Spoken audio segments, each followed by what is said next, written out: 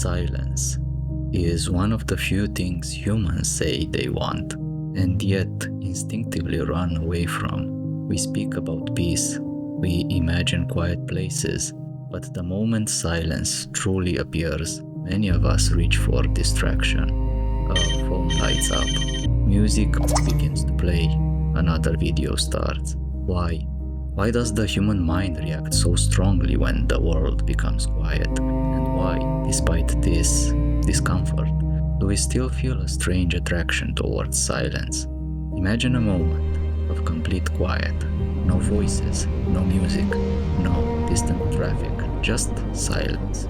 At first it feels peaceful, but after a few seconds, something unusual begins to happen. Your thoughts grow louder, memories begin to surface, questions you normally avoid slowly appear, and suddenly the silence no longer feels empty.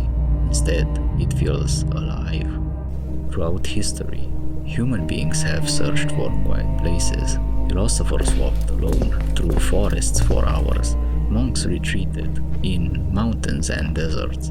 Writers isolated themselves in remote cabins far from civilization. They were not escaping the world, they were searching for something within it, something that only silence seemed to be able to reveal.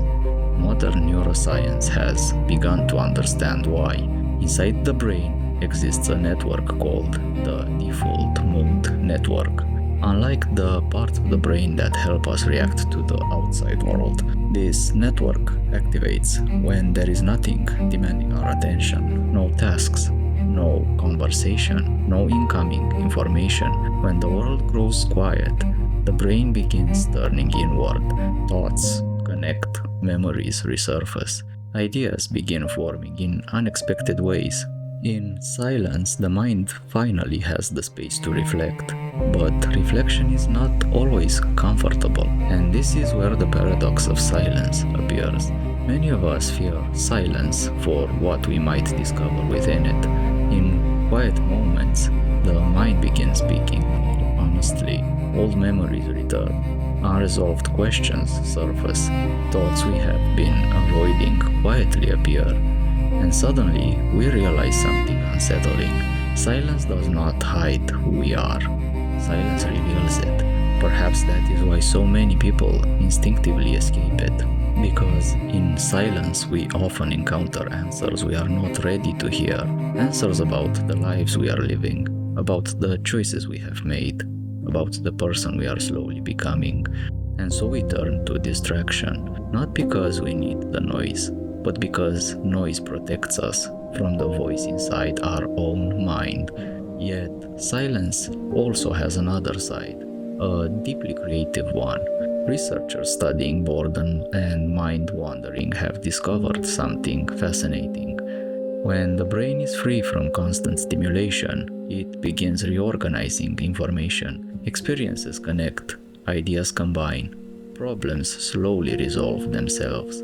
Psychologists sometimes call this state constructive mind wandering, and it is often during these quiet moments that the most powerful insights appear. History offers many examples. In 1665, the plague forced Isaac Newton to leave Cambridge University. He returned to his family home in the countryside, isolated from the academic world. There, in relative solitude, his mind wandered freely.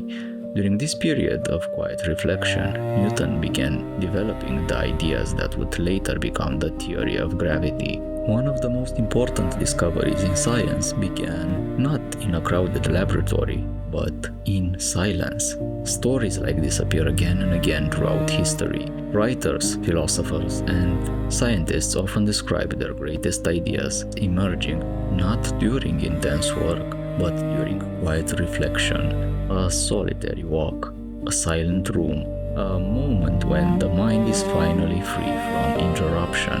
Silence changes the rhythm of thought. Perception slows, attention deepens. You begin noticing subtle things that usually escape awareness.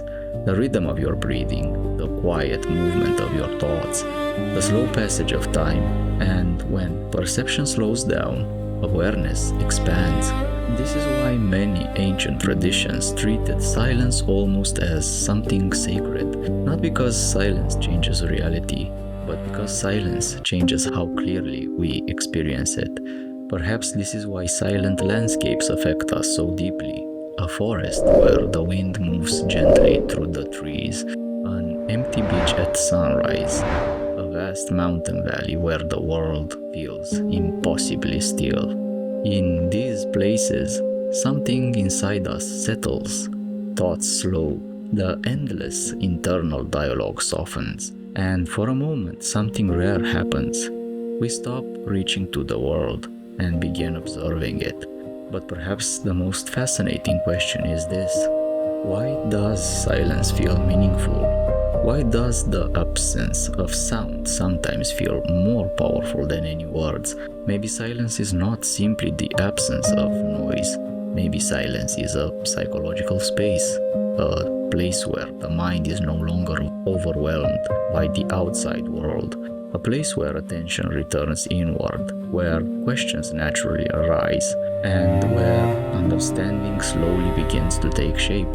Perhaps that is why throughout history human beings have always searched for quiet places, not to escape life, but to understand it. And maybe in those quiet moments something extraordinary became possible: clarity.